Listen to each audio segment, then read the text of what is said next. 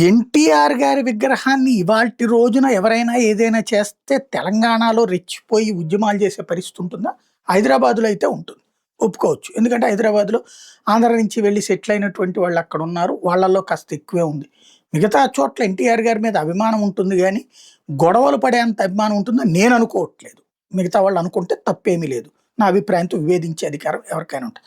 ఎందుకు ఈ మాట చెప్తున్నానంటే, తాజాగా మొన్న జరిగినటువంటి ఎమ్మెల్సీ ఎలక్షన్‌లో అభ్యర్థిగా ఇండిపెండెంట్ అభ్యర్థిగా పోటీ చేసినటువంటి పలకూరి అశోక్ కుమార్ గౌడ్, అట్లాగే అతని డ్రైవర్ అయినటువంటి ప్రణీతుల్ని పోలీసులు అరెస్ట్ చేశారు. ఎందుకంటే ఆ మధ్యన నల్గొండలో ఎన్టీఆర్ విగ్రహం ధ్వంసం చేసినటువంటి ఘటనలో వీళ్ళిద్దరే కారణం అన్నటువంటిది.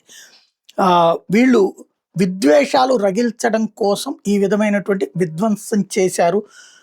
ఎన్టీఆర్ విగ్రహానికి నిప్పు పెట్టాడు అన్నటువంటి విషయం తేలింది.